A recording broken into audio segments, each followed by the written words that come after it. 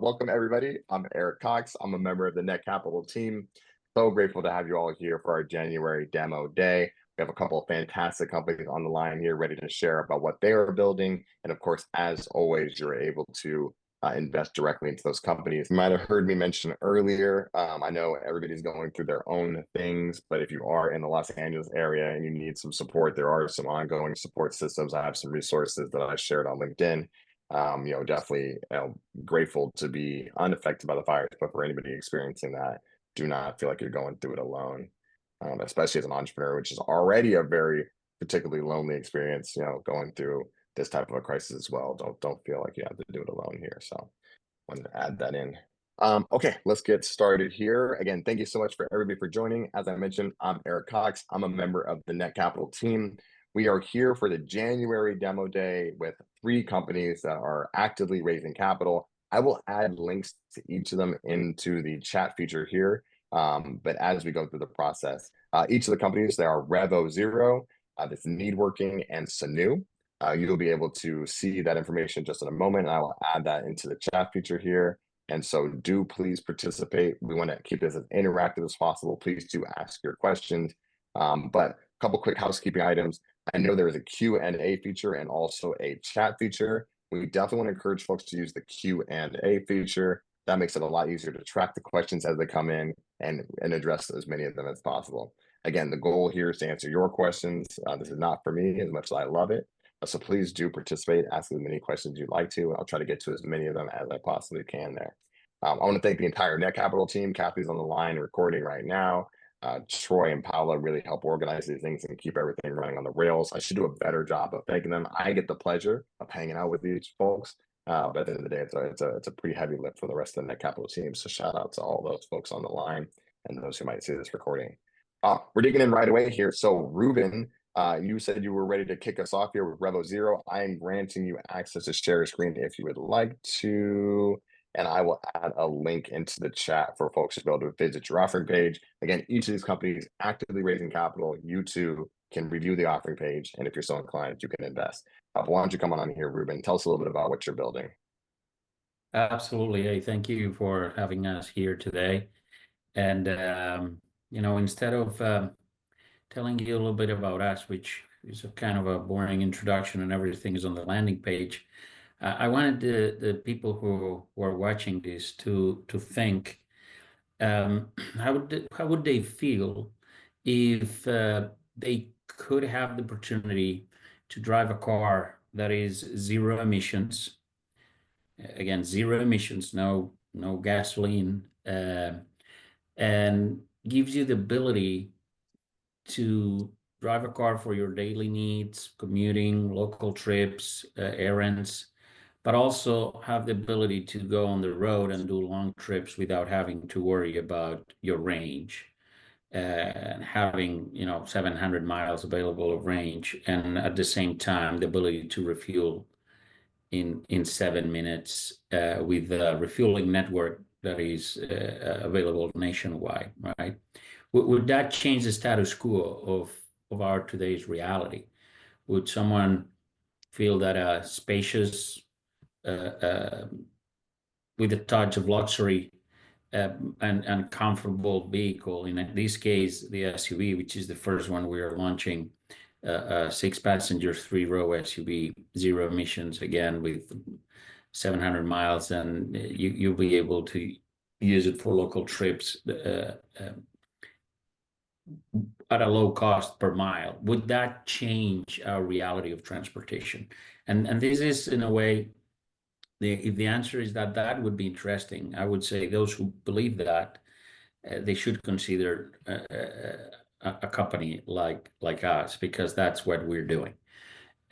We are a team of people that put together a technology based on I would say, on the desire for a final solution and not intermediate solutions. For instance, a lot of people would say, "Oh yeah, I have my gasoline car and I can do local trips and I can do long trips and I'm already there, but it's not zero emissions." And that's one of the things that created the battery-only electric cars, which at the end of the day, they are great commuter cars, but they create the range anxiety, and gasoline creates a price anxiety every time you go to the pump. You don't know what you're going to get, right?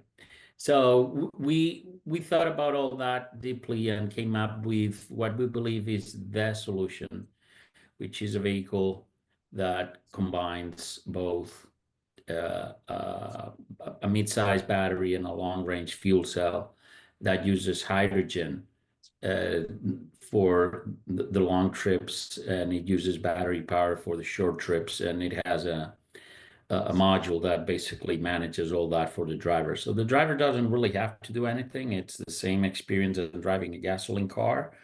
The car does everything by itself as far as managing the resources of fuel, and it just happens to be zero emissions. So the convenience of a gasoline car without the issues of the battery only cars. If you think that that's interesting, that's why I think this presentation would be useful for those people.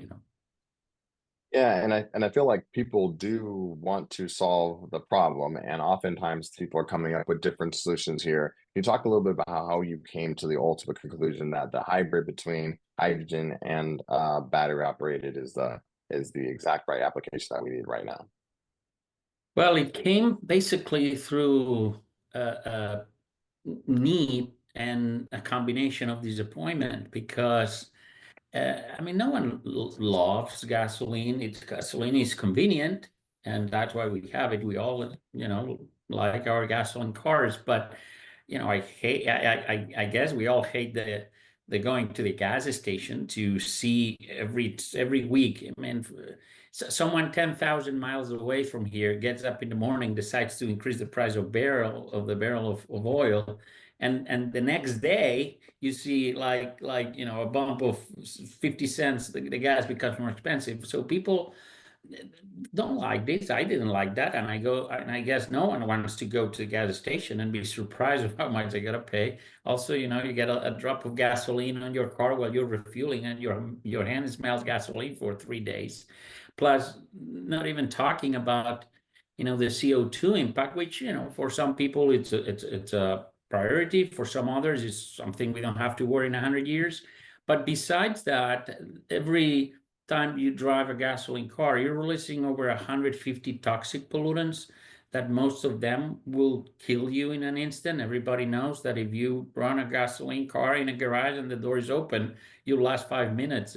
So basically, when you drive a gasoline car, you are really releasing poison everywhere, and create respiratory issues, creates cancer. Even I read a study the other day that they said that some of the toxic pollutants of exhausts might contribute to diseases like Alzheimer's and so forth. So I think if we didn't have any other option, great, we'll need to keep using gasoline. But today we have another option. That's how we created this concept, because we wanted to get away of the smell, the oils, the maintenance. All the a combustion motor has over 2,000 parts, and almost 1,000 are moving. So cost of maintenance, dripping oil, all this stuff is not fun. Electric vehicles, battery electric vehicles, on the other end, which we explore deeply. They're great commuters, fun, very little moving parts. You charge them at home, great. But the day you want to go and take a trip, I live here in the Washington, D.C. area, and I know I would not go to New York in an electric car because it's kind of an adventure, right? Or maybe Baltimore if I know where to recharge, but anywhere else, forget about it. Everybody who owns an electric car knows what it means. Start sweating when you see your range getting lower, and you don't know if you'll get to the next charger or not. So there's the reason we came up with this solution was because none of the existing solutions were 100% satisfactory. And we had a moment in which I remember when Steve Jobs presented the iPhone. He said, "Hey, we're not inventing really anything here. I mean, there is phone and there is an MP3 player, and we're just putting them together in a good experience device, right? And that, I think, it's an epiphany of how REVO and our technology, the plug-in fuel cell technology, came to be. Because in reality, what we're doing is we're putting together existing and proven technologies. There's no risk here on the technology side on our end. Battery technology, it's been there forever. Fuel cell and hydrogen technology, it's been there. People think it's new. It's not. It's more than 100-year-old technology. The first fuel cells were in the early 1900s. So what we're doing is we're packaging the same thing that Apple did with their iPhone. We're packaging two good, well-known, reliable, viable technologies in a way that makes the usability of it practical and resolves all the problems that the technologies have independently by each one of them. Yeah. So, and that's how it came to be, and the rest is history. Yeah, no, that makes sense. And we have a couple of great questions already coming in that I want to get to. Before I do that, though, we also have Peter O'Hara on the line here. Yep. And I know you've been able to bring in a really strong team around you. So, Peter, can you talk a little bit about your background and what you bring to the Revo Zero team, and maybe a little bit of what you're excited about, what you're building here? Sure. Hi, everyone. Peter O'Hara. I'm the Chief Financial Officer of REVO Zero, and my background is finance. I've worked in investment banking firms. I've also worked in companies in CFO functions, and I'm really focused on helping the company in the early stages raise capital, deploy capital, and continue to raise capital as we grow and advance the company, especially on the manufacturing side with the vehicle. Thanks for that, Peter. Okay, with these, and I'm gonna, oops, I don't know, my camera keeps going in and out. I'm about to adjust that in just a moment here. While we have a couple minutes, I want to make sure we have plenty of time for each of the other presenters as well. But some great questions came in. How do you store the hydrogen? Is it compressed, cryo compressed, hydrides, or something else? It's compressed hydrogen. The tanks that are used in the vehicle, this is a standard of the industry. There's two types of compression, what it's called H35 and H75. Similar when you go in to fill up gas, that you have the cheap gas and the expensive gas, right? The 89 and 93. So the compression ratio of the hydrogen varies depending if you're talking about a big truck or a bus or a car. Cars use higher level of compressions, but the tanks that use on those cars, the walls are like 2.5 inches thick. These tanks have been rated by the Department of Transportation. They can resist the impact of a bullet. They can be dropped from 100 feet high without any damage. They can be on a bonfire for 45 minutes before they show any signs of damage. So these tanks are considered to be 5 times stronger than the black boxes of the airplanes. So imagine if there's a crash of an airplane and they find the black boxes and everything is intact in it, these tanks are 5 times stronger than that. So for the last 15, 20 years that hydrogen vehicles have been on the roads, there's been zero issues with the compressed hydrogen or the tanks in the passenger cars. Fantastic. Thanks for that, Ruben. And probably final question, unless somebody else sneaks one in here. Can you tell us a little bit about your business model here? And one of the components that people are particularly interested in is this hydrogen as a service component. So can you tell us a little bit about their broader revenue model and then specifically the hydrogen as a service? Sure. We all probably understand that an electric car is only as good as the charging network that is supporting it, or a gasoline car without gasoline is not very good either, right? So same happens with a car that uses hydrogen like ours. Ours has the advantage to have a battery, which means that it can be partially recharged with the battery on a normal charger. But to really get all the mileage, you need the hydrogen tanks charged. And for that purpose, we have signed up an agreement, several agreements, but one agreement specifically with the company Upwards. They used to be the former Pan Am, Pan America, with the airline business we know what happened, but the airport operation business kept strong. It's a 100-year-old company. We signed up an exclusive deal with them, where we're gonna be deploying hydrogen refueling sites all over the airports nationwide, starting in the Northeast. In fact, as we speak, we're in the process of finishing the installation of the first ones in the Northeast area, Massachusetts, Connecticut, New York, all that stuff, which is where our network is starting and is slowly expanding south to Florida and eventually Southern Corridor. But the importance of a hydrogen car, like in this case, is that the network is available to refuel nationwide, and that's what the hydrogen as a service model offers. We provide these dispensers to locations that have the need to use hydrogen for their normal operations, and at no cost of infrastructure, we sell the hydrogen to them, which is the hydrogen sites that will be used to refuel our fleet vehicles as well. So basically, we're building a network at the same time that we are working on getting the car certified by the DOT. So the day the car becomes available to the public, which by the way is already available for pre-order in our website, and anybody who invests in this campaign crowdfunding can get their deposit waived partially or totally, depending how much they invest. But we already have pre-orders and first come, first serve. But when the car is available and to be delivered to the public, we expect to have a big coverage of the country with hydrogen dispensers, so people can use it without restrictions.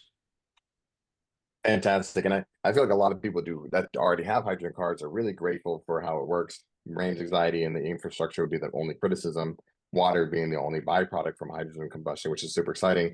Let's do rapid fire because 3 questions came in right now, but we have 2 minutes. So we're going to really maximize our time here. I'm going to start with, it sounds like Toyota Mirai and other hydrogen cars will be able to fill up at these stations as well. Do we have that right? Well, yes and no. Initially, we prioritize our hydrogen as a service customers, like for instance, airports, universities, and complexes, industrial complexes, systems, and airports, right? Airport, universities, and municipalities as well. We're working with several cities around the Northeast for their vehicle operations. In addition to those, the REVO vehicles are prioritized. And then later we'll discuss if we reach an agreement with Toyota or not. We're in discussions, we've talked with them, but we don't want others to cannibalize the hydrogen that we want to have available for our customers first. So in a way, it's like the Tesla model, that if you have a Tesla, you go to a supercharger, you go somewhere else. Most likely, we will allow other vehicles that are not REVO Zero vehicles to refuel, but probably they would not have the benefit of the discounted price. Anybody who buys a REVO Zero vehicle would have a special price of hydrogen, much cheaper than everybody else. We believe, based on our own production of hydrogen, we produce our own hydrogen. We don't buy hydrogen from the market. It's 100% green hydrogen or clean hydrogen used from renewable sources. And we think that we can sell approximately at a 50% of the current price. We don't understand why the price of hydrogen in some areas, like in California, is so high. We think we can knock the price at least 50%, and for our customers of our vehicles, even less than that. For the rest, we will see what the pricing model will be. So. Makes sense. And we're going to sneak this in. It's going to be even more rapid fire than the last rapid fire. Is the hydrogen cost built into the price of the car, or is that kind of a discount? You mentioned discounted price already for the hydrogen for the Correct. car. If you are a REVO Zero owner, our plan is that forever and ever after, if you refuel at a REVO Zero site, you will have a preferred discounted price.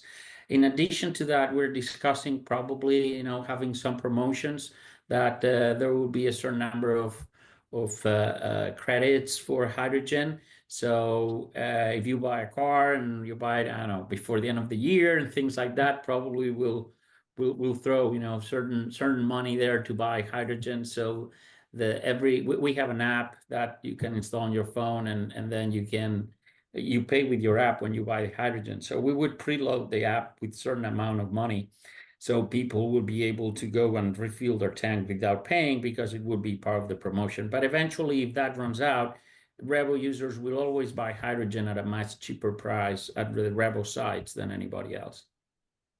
Fantastic. And actually, the last question out the way, to have to be thoughtful of the rest of the panels here. So I thank you for that. Feel free to reach directly out to the offering page, which has more information about the go-to-market strategy. And of course, I'm sure Ruben and Peter will be grateful to get on the line or email with you about that as well. But thank you so much, Ruben and team, learning about REVO Zero. Congratulations on your successes to date. Encouraging anybody here to consider investing as well. And just to finalize, we're going to put an announcement on our landing page in a couple of weeks. We're going to do another round like this, but it's going to be just to answer the questions. So if anybody has questions that have not been answered, please keep checking our announcements, because we're going to have a webinar for all of our investors in a couple of weeks, and over there, anybody will have the chance to ask as many questions as they want. Perfect. Thank you for that. Actually, yes, do keep an eye out for that. Remember, you can join the wait list and you can learn more, or watch list, excuse me, and you can invest and you'll get direct access to those updates as well. Sure. Okay, thank you so much for the REVO Zero team. I'm going to add a link to that offering page back into the chat feature here for anybody. And somebody did ask if this will be recording. They were able to join just now. Yes, this is being recorded. We will upload that to netcapital.com's YouTube account. So do encourage folks to still come in and catch it live, but this will be uploaded to YouTube for sure. So go ahead and click that link, learn more, and you too can invest. Moving on to our next presenter today. Remember, we have 3 here today that we just heard from REVO Zero. You're going to hear from Sunnoo right now. We'll bring it home with Needworking, and then we will have an opportunity for folks to circle back in at the very end and give us those quick closing remarks. So with that being said, can I welcome Chris and Marty from Sunnoo onto the line? Can you tell us a little bit about what you're building here? Great to have you on the line. Sure. Thanks, Eric. So I'm Chris Lingatianis. I am CEO of Sunnoo, and I'm joined by Marty, who is our founder and chief technology officer. We're essentially a 7-year-old startup, really started putting the technology together about 5 years ago. And we have developed an American-made, utility patented EV charging solution that's powered entirely by the sun. So, Ruben mentioned a number of challenges, including range anxiety and lack of charging infrastructure. If anybody on the line drives an EV, you know how difficult that can be at times. In fact, when I bought my first EV, I intentionally didn't install a charger at my home, so I could spend several months understanding the challenges that go along with, out of service chargers, or chargers that just have cars sitting on them that aren't currently charging. There are a lot of things that go along with that, and that lack of charging infrastructure and the complexities with downtime that go along with it have been an impediment to EV adoption in the United States. The United States is lagging behind most other developed nations in terms of EV adoption. Despite some of the news stories you hear, EV adoption continues to climb. In fact, in 2024, virtually every manufacturer of EVs saw their numbers up, with Tesla being a huge notable exception. In 2023, there were 3 million EVs in the United States. By 2030, they expect there to be over 35 million just in the US alone. So our charger is powered entirely by the sun. It is delivered on a flatbed truck. It is grid independent. So that's an important piece of this. In a lot of parts of the country, if you want to install a commercial grade EV charger on your property, it can take 2 to 3 years to get through the permitting and site work and construction process. So we are circumventing all of that because our unit is grid independent, completely self-contained. It drops off, fits in a standard parking space.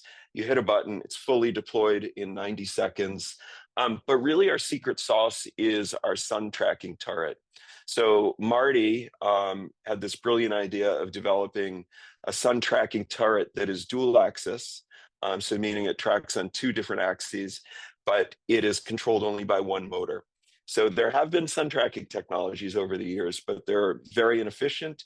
They use a lot of power in order to move the 2 axes. We've eliminated that by creating the first and patented sun tracking turret.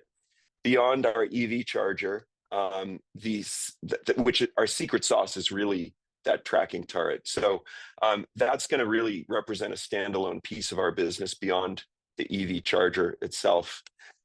As far as our business model, we have hardware, the EV charger, as we talked about, the sun tracking turret, which will be of great value to commercial solar installers, perhaps places like native lands that want solar, but they don't want to completely fill all of their landscape with solar panels.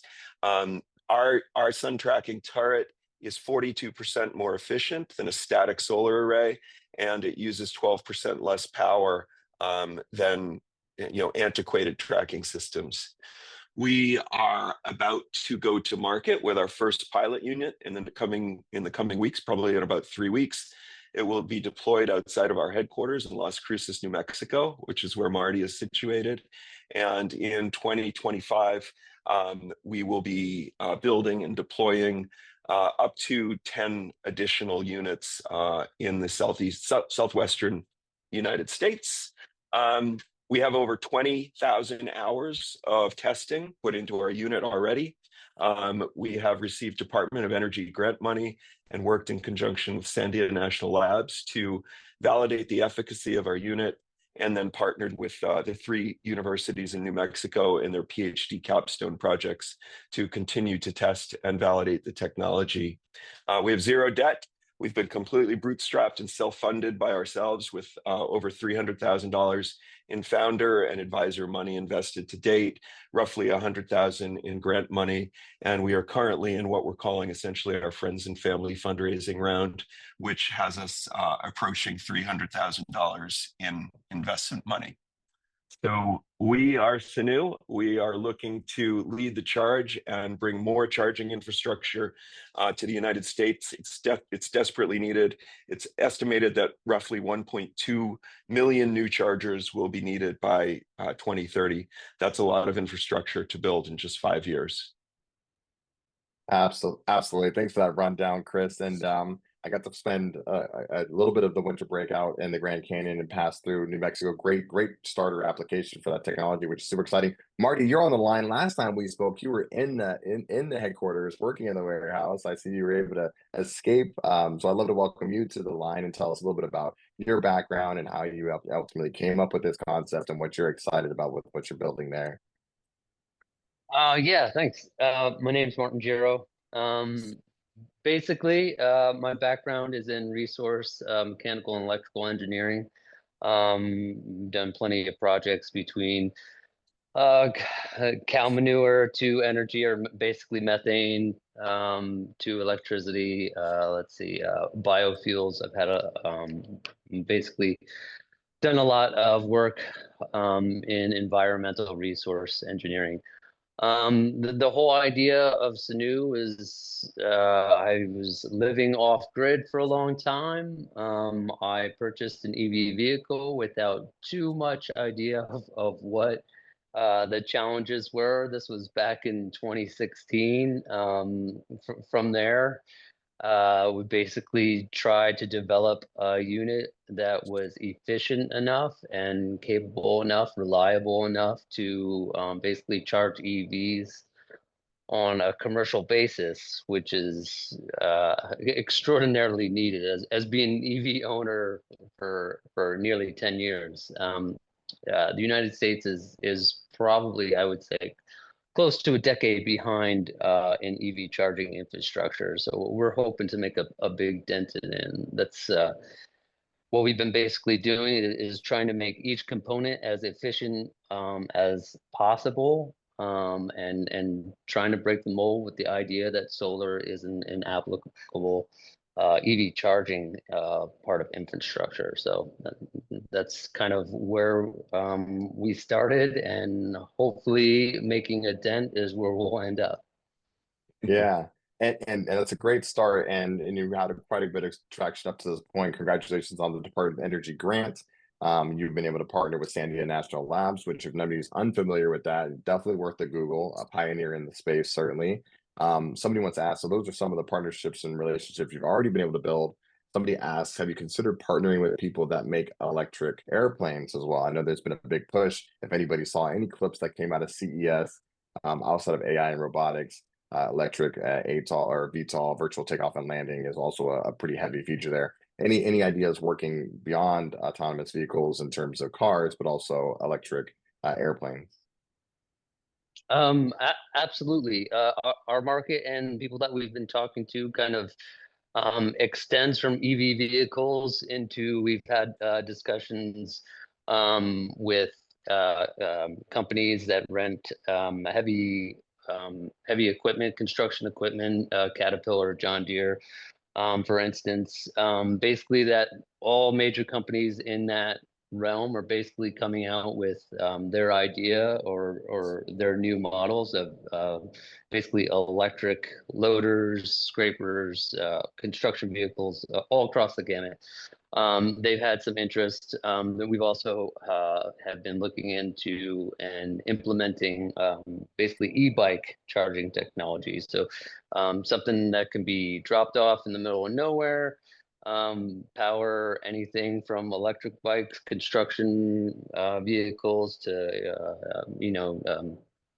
EVs, and even have our works on basically military units, which should be able to supply power in the field for drones, autonomous vehicles, equipment like that. So those are such meaningful applications. I can definitely see the military application as well there.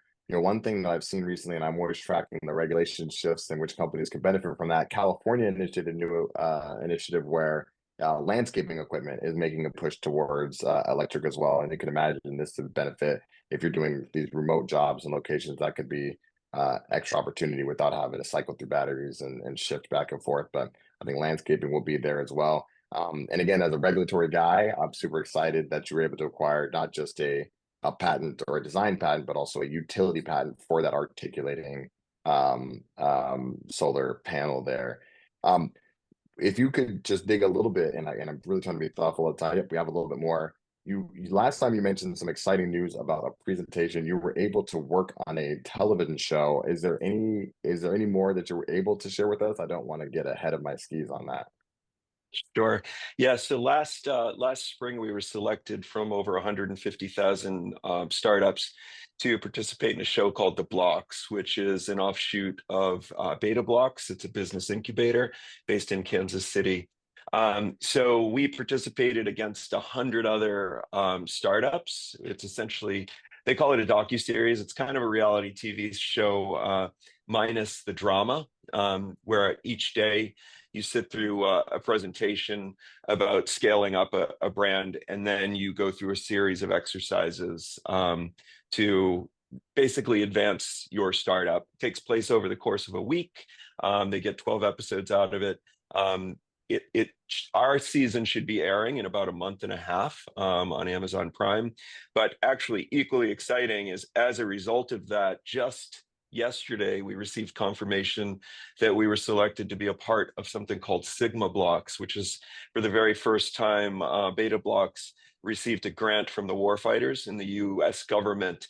So they're bringing together 100 startups that are that they believe could help advance national security or defense for the military. So we will join 100 other startups in Tulsa, Oklahoma in July and August, and go through a series of workshops.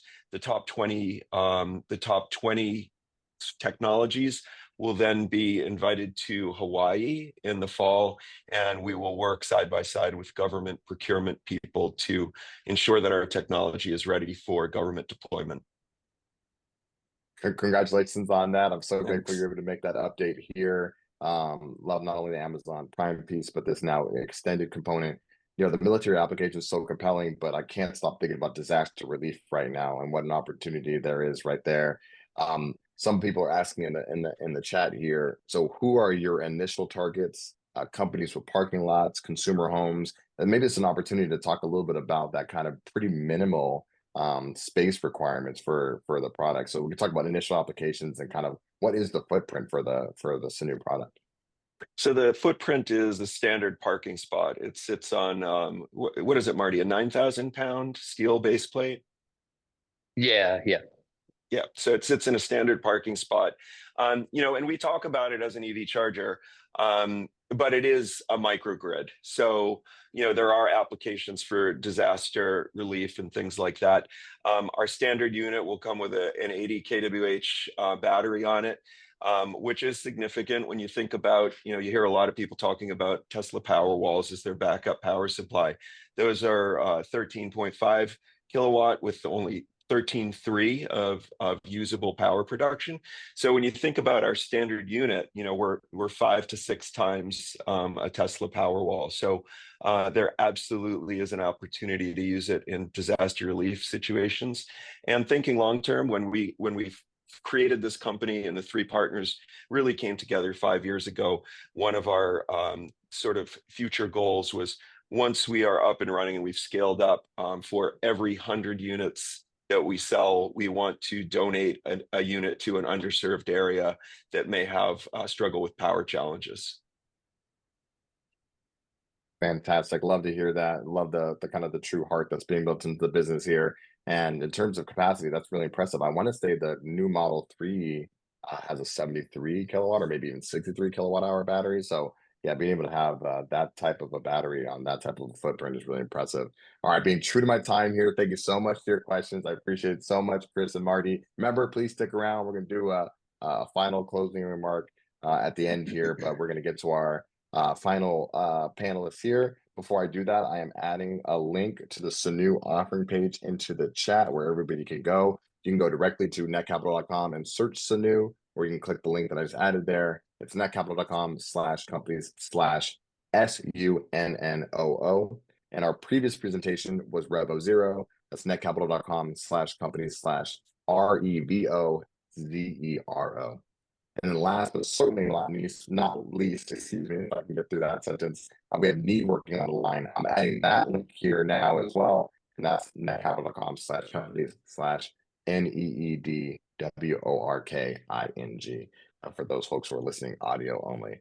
So please come on in here. David and Rick would love to hear about what you're building here with Needworking.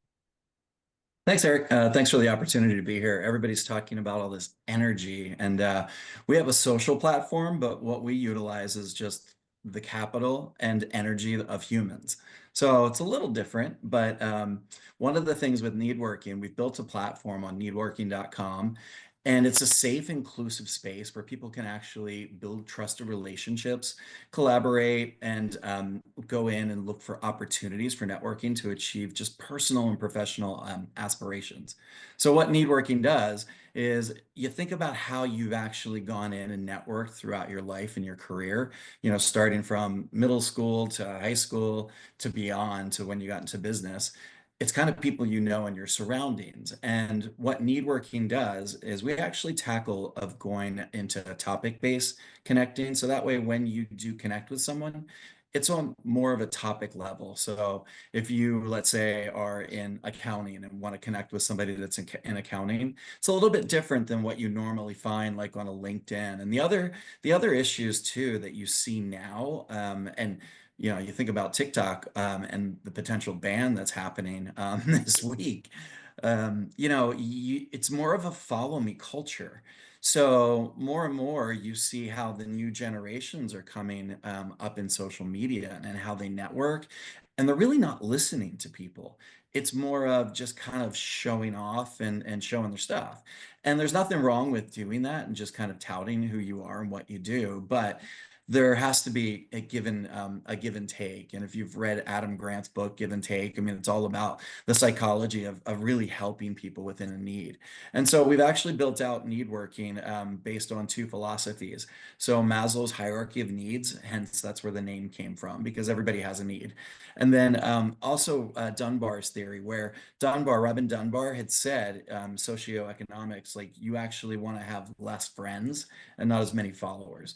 So that's really the platform for what Needworking is and has become. And we have thousands of people utilizing it and in it right now. So we're excited for the growth. You know, the one thing that I can say is you talk about just energy and what people do. We came up with a core of 4 elements that we call effective networking, and we call that get your networking in gear. So it's an acronym for groups, events, allies, and reciprocity. And so really that's how the whole system is built. It's built on those gears. I'm so excited that you came on, and I love the diversity of thought on here, and we want to make sure that it's multiple different concepts being raised, fundraising at the same time.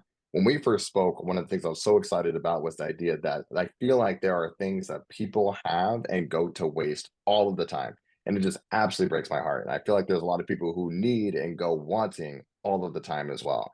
And I think one of the coolest things that you built is this marketplace for folks that can kind of actively, through really kind of thoughtful guidance and technology, be able to fulfill their needs with a lot of things that people are already, alternatively would be waste. They're the worst use, the least valuable use of any of those things. And I saw some great examples from Orioles tickets to help the interviews on topics for papers. And maybe you could talk a little bit about some of those use cases. I feel like that really brought it home for me.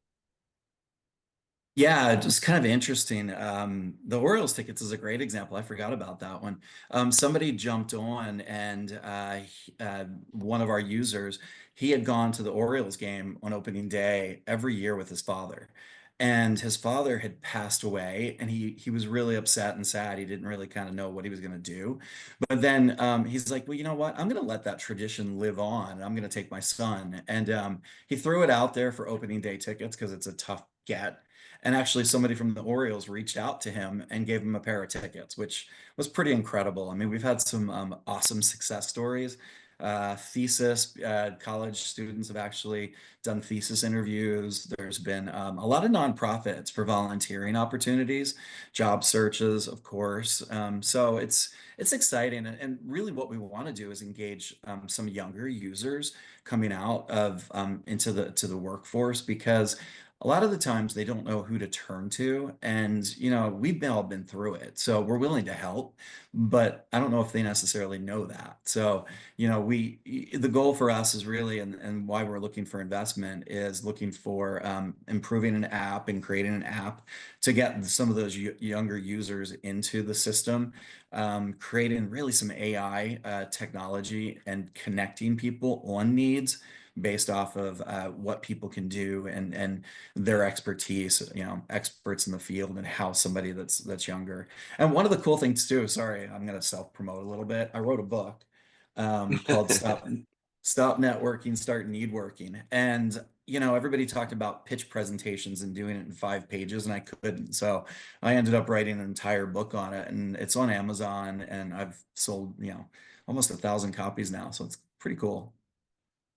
I feel like it's a Well, very good opportunity and space for you to participate on that. Sorry, was somebody else going to say something? No, please, that is yeah, welcome. and what I've noticed too is I see people like on LinkedIn creating Needworking get-togethers in different regions. I saw one in Minnesota where they were creating a Needworking event themselves, and I was like, oh, that's awesome. It's kind of caught fire a little bit. So Yeah, I think that's so great. It's something that I struggle with, and I think a lot of people struggle with, which is this acceptance of being interdependent. I think, especially during the pandemic, saw very, very kind of acutely that we are a communal being. Humans do really kind of need relationships and support each other. And being able to pay into it first was a way for me to be more comfortable asking on the platform as well. But I do think that it is one of those things, just acknowledging the human nature and the interdependence of us all. And so somebody did ask if we could talk a little bit about the competitive landscape. Are there other platforms? How do you differentiate Needworking from other platforms where people get together and support each other? It's not really, we're not looking to be like a LinkedIn where we've got thousands, you have tens of thousands of followers on it. But what we want to do is make sure that you've got a really good connected ally base that's in there. We do compete, I guess, a little bit with them, but at the same time, we actually will include, and you can sign up via LinkedIn on the platform. So we want to make it interconnected. I kind of look at it as Needworking as really more of a Reddit meets LinkedIn meets some of these other platforms that you might find out there that are more business focused. So yeah, I mean, there is a big landscape for social, but we really want to make sure that we kind of stay in a niche, which is where people are helping one another. Yeah. No, that's fantastic. And then we do also have Rick on the line here, and I know you have a couple other team members supporting you here, but I'd love to welcome you. And Rick, if there's anything like you'd like to add about your background and what you're contributing to the Needworking team, and then what got you excited about it to begin with, maybe. Absolutely. And yeah, I'm glad David brought up his book, because he's really built a foundation that I think Needworking came before the book, correct? Correct. So Yeah. yeah, so he's literally built the platform, wrote his book, and really turning back now to grow the platform. And one thing that we should note, and I kudos to what I heard earlier too, it's self-funded, like we heard from one of the other companies. David started out putting his own money into the investment. And really the goal here is to take and get additional capital. The platform's built. So we're talking about enhancing it. He mentioned AI, but really putting Needworking in position to, go after that, that space that, David has in some respects defined, but allow people to really, get engaged outside, and similar, we're all LinkedIn users, no doubt about it. But here as an example, if someone has a need, it pops up in my email, and typically I'm right away to say, okay, how can I help? Because, he mentioned the accountant earlier, probably referring to me, but in some respects, it's that, I'm connected with that group that I'm similar with. As far as my function with the company, I'm the CFO advisor. I help keep David straight and narrow on this complicated SEC reporting, compliance, raising capital side, and I think he does a pretty good job, doing that. So yeah. With that said, the goal here is to use the funds to build the platform, marketing, and really enhance the story. Yeah, no, I appreciate that. Thanks for coming in as well, Rick, and sharing your expertise. Some of the data that you'll find on the offering page, some coming from Pew Research Center, 22% of Americans report feeling lonely or isolated often or always. And I imagine maybe some of that data came pre-pandemic, so that might be entirely exacerbated. Additionally, McKinsey and Company found that collaboration can improve productivity by up to 25%. Yet many individuals struggle to find the right collaborators for their projects. So I think there's something really kind of unique about the opportunity to, like you said, not just promote your successes, but recognize where you could use some help. And then not only being able to find people to fulfill that role, but finding purpose and being able to fulfill other people's needs as well. So I think it's really exciting opportunity there. Can you And talk a little actually, bit? and one Sorry, thing, if please I go could add ahead. too, Mhm. for startups, it's a great way to post and get people engaged in the startup as well. So, I welcome everybody here chatting to pop your information on the platform. And it's great for association and nonprofits to ask for those needs. Like I said before, there's just a lot of volunteering side of it, and I know with everything that's happening over on the West Coast in LA, I mean, it's just we all need to come together on these things. So instead of the anger that you see sometimes just with the political rants on Facebook and some of the other places. So Absolutely. No, thanks for that, Ty. Um, Somebody asked me here, and it was a good question here. Can you talk a little bit about the revenue model here? And then is it kind of, is there a short-term revenue versus long-term revenue plans? Can we talk a little bit about that? yeah, so the revenue on our side right now, we've got a membership fee for more technically based features. So it started off with just one level, but we're looking to actually expand that to do more, and that's what we're looking for the investment for, to be able to actually do larger features on that piece. The other thing is we're looking at some advertising usage, and then the audience that's in there. I mean, we don't collect personal data, so that's one feature that is built within the platform, is just making sure that it's safety too. So we're not out there selling the data to anyone. So, we're looking to really get that membership fee, and we're looking to go into more associations that want to promote events and really connect on events. As I had mentioned, like that events piece of it is really a key feature that brings people back into the platform, where events are happening, what kind of events match up to certain industries. So that's really one of the different ways to actually connect. Yeah, and the events really are a good opportunity. And that's really, I think, a long term, a really promising potential revenue model there. Can you talk a little bit about, for those who are unfamiliar, how large this is actually a pretty meaningful market already and projected to grow? Can you talk a little bit about the market size and expected revenue market growth? Excuse me.